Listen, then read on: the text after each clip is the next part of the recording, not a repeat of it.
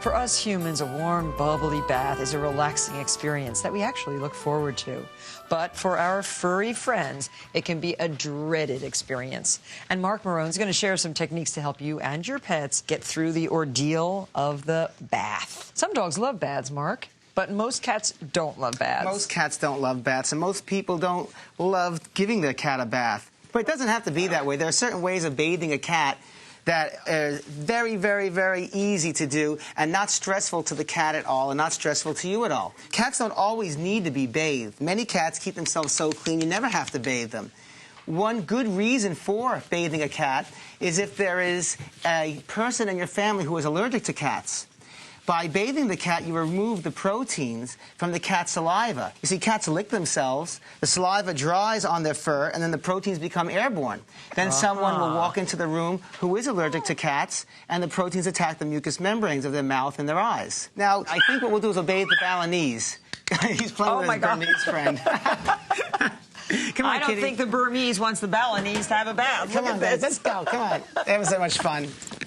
Okay, well, no, to do cats have to have everything nice and soothing and easy, and you have to be in control.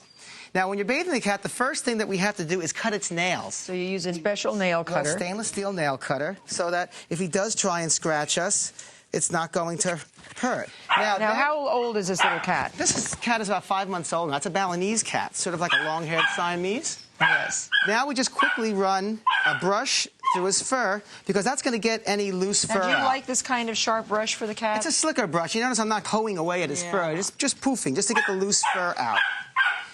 Now, what we have here are 3 buckets. They're all filled with nice warm water. A cat feels more secure if it's upright in a bucket instead of squashed flat in a bathtub or in a sink. And when you're bathing cats, always use shampoos made specifically for cats. Now, you don't squirt the shampoo on the cat itself. We put the shampoo in the bucket, all right? Cats do not like to have the shampoo squeezed on them because the shampoo is going to be cool.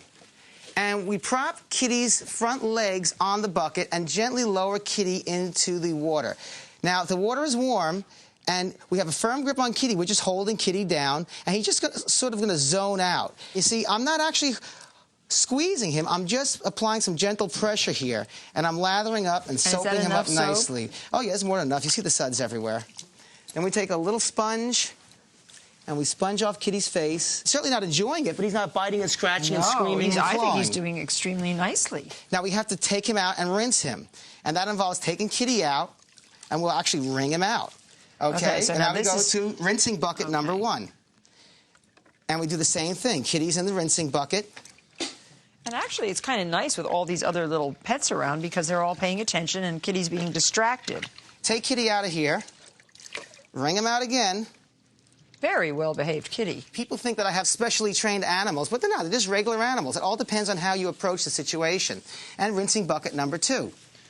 And just make sure that the water is really a nice and warm, temperature. just like you would want to do it. And keep Kitty's face out. Now let's rinse off Kitty's face. Can I do the face? You can do the Kitty's face. Not a soapy sponge. And we keep the front paws out. The cat now feels he has some control over his destiny there because his front paws are out and he's holding on. And I'll wring Kitty out again, and then you get a nice fluffy towel to dry him off with. There. Put that right there, and I'll... You can just towel him off and then put him in a nice warm room so he can sulk and basically let you know that he's not happy about the situation. He'll finish the drying process. Just mat off as much water as you can. So you don't blow dry him? It's not necessary for a cat like this, but a long-haired cat like the Himalayan or the Maine Coon or the Persians that we have here, those guys we would blow dry and brush them out to get the maximum poofiness out of their fur. Oh, yes. You notice how he's sort of zoned out and just sort of accepting his fate. So now's a good time to clean ears or cut nails. Now, we've got all this done here. Let's do some dogs. Oh, we'll do a dog. Now, who's this? This is Gulliver. Gulliver, hello. He's a golden retriever. Most people will take the bathtub, fill it up with water, put soap in, put a dog in the water. The water splashes all over the bathroom. The best way is to use a shower arrangement. A handheld shower works the best. Now, we have to have a rubber mat on the bottom of the sink so that the dog has a secure footing. And remember, when you're washing your dog, use the proper shampoo. We're not going to get his head too wet. If that was the case, then you would put some cotton in his ears. Don't you? But I do like to put a couple of drops of mineral oil in his eyes, just to keep, in case some soap goes inside. There we go. Wet him down thoroughly and choose the appropriate shampoo. Now, there's a lot of shampoos out there. Shampoos made of oatmeal for dogs with sensitive skin. There's flea and tick shampoos. There's shampoos for dogs with white fur, dark fur. For Gulliver, we're going to use puppy shampoo. It's tearless, and it's made specifically for puppies. Coat. Once he's totally wet, if you feel that your dog has fleas, first lather up around his neck. Because if there are any fleas, they're going to go up to that neck area and get stuck right in the lather. Then we'll work the lather throughout the entire dog. Oh, you're a very nice dog. There's no water for him to splash all over us. No, it's a very good idea. We stay nice and clean and dry. Dub. With a handheld shower now, we can rinse him just right. See, there's no splash anywhere. There's not even water drops on my glasses. Now, you could do this in a shower stall with a handheld shower arrangement. All right, as long as there's no standing water that the dog is going to be in. And once he's all rinsed, wring out the water, blow in his face. That'll get him to shake. There we go. There he goes.